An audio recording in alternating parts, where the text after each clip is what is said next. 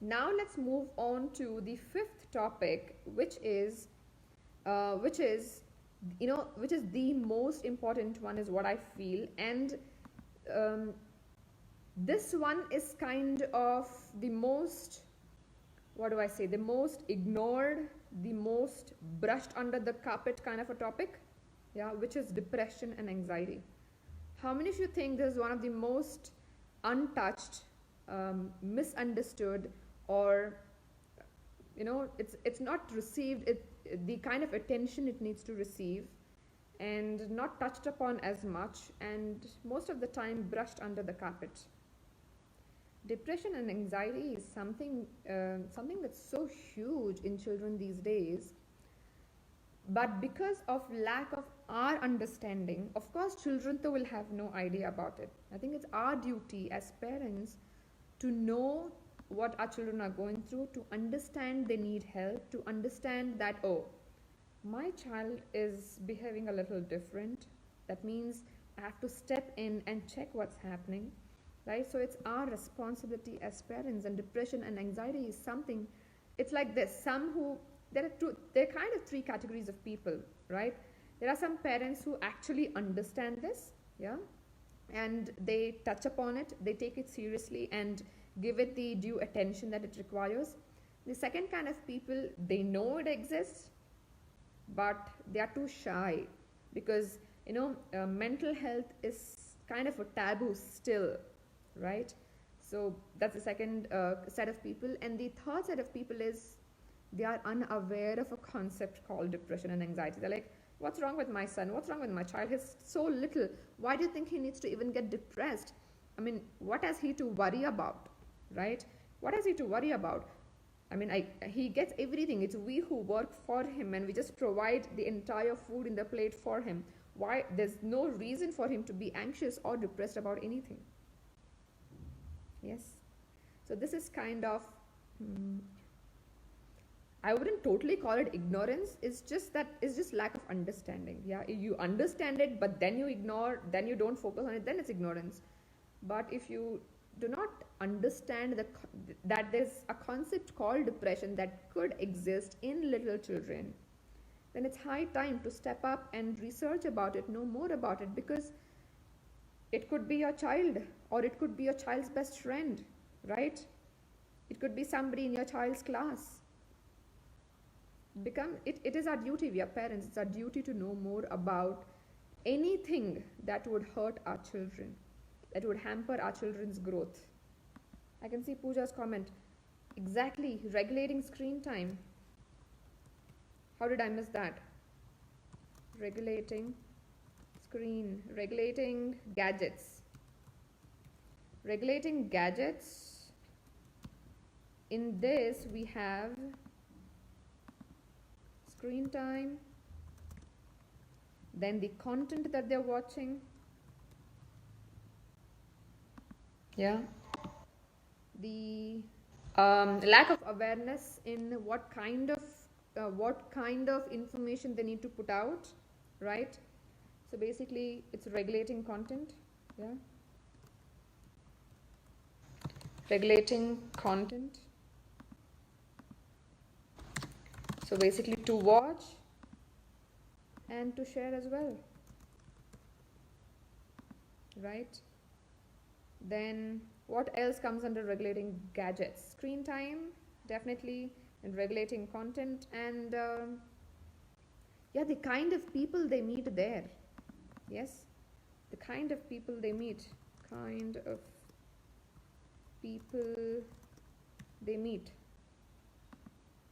right? Let's move on to the third main topic, which is how can you participate? What can you do as a parent in help, in like being a part of all these challenges that your children are facing? I have like 4 main categories again. I've noted down 4 main categories. The first one is converse a lot. Have lots and lots and lots of conversation, right? The thing is, children in that age, they want to converse a lot with their friends than with parents, which is quite natural. But then, that doesn't mean you should stop conversing with them. come up with, creative ideas to somehow slip in even lame conversations, silly, stupid conversations with them, just to be in that zone of interaction, just to know what's going on in their head, just to know if they're okay, just to know what they're thinking, right? So a lot of conversation is a must. It's easy to get carried away with our day-to-day lives. So we have our office, we have our home to take care of, then children have the school to take care of, their friends to take care of. There's so much going on, and it's so easy to get carried away and not have quality conversations with children. Yeah, so a lot of conversation is a must. And secondly, converse to understand them. The whole point of conversation is to understand children. Yeah, again, it's easy to slip into the judgment mode, the teacher mode, yeah, the Gyani Baba mode. But then I think the main reason why you need to have conversation with children, especially teenagers, is to understand what they're going through. The whole point is just to get to know your children better with every conversation, right? And the third topic is to see, the first one is converse a lot, second one is converse to understand them, and the third one is converse to help understand themselves better, right? If we as parents can somehow get the capability to have a conversation which would ultimately lead to children getting to know more about themselves, I think that is one of the best kind of conversation that we can have with them. Yeah, as I said, conversation to understand them and conversation to help understand themselves by the kind of questions you asked, the responses you give to their thought process, to their to their talks, to their ideas, the kind of perspective that you give them, right? Because they're children. For them, it's easy to get kind of stuck with, yeah, this is what I want, and which is great. But there's always another angle to it. So instead of telling them do this, do that, because it's me, your mother or father who is telling it, you could just put in your perspective and give them some time to think about, so they know what they want best for themselves, right? And the fourth way in which you can contribute or participate is by paying attention to signs. Okay, SIGNS. Paying attention to signals, the symptoms or signs that your children are showing. What kind of signs? Sudden change in behavior, yeah? Then like social withdrawal, then extreme mood swings, then a lot of negative talk, self-talk that happens, and of course a lot of crying if it's happening.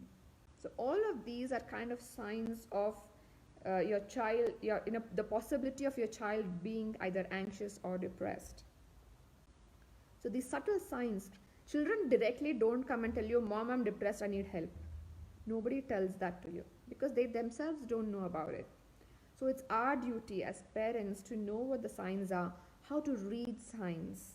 Yes, the subtle signs like extreme mood swings, negative self-talk, lot of crying, yeah, sudden change in behavior, yeah, and they withdraw themselves back, either from you or socially, right? So if you can develop the knack of reading signs in your children and knowing what to do with those signs, that's extremely important. Most of us fail in this, right? And if you are generally a part of my Facebook lives, if you watch video, and what are your thoughts on the conversation? So if I see, if there's a chance to have better conversations, then why not, right? So we just use those pointers to get better next time, right? So with this, I would say take care, bye-bye, and all your PTP Hub members, I'm going to see you all tomorrow 6:30, and those who are not in PTP Hub yet, just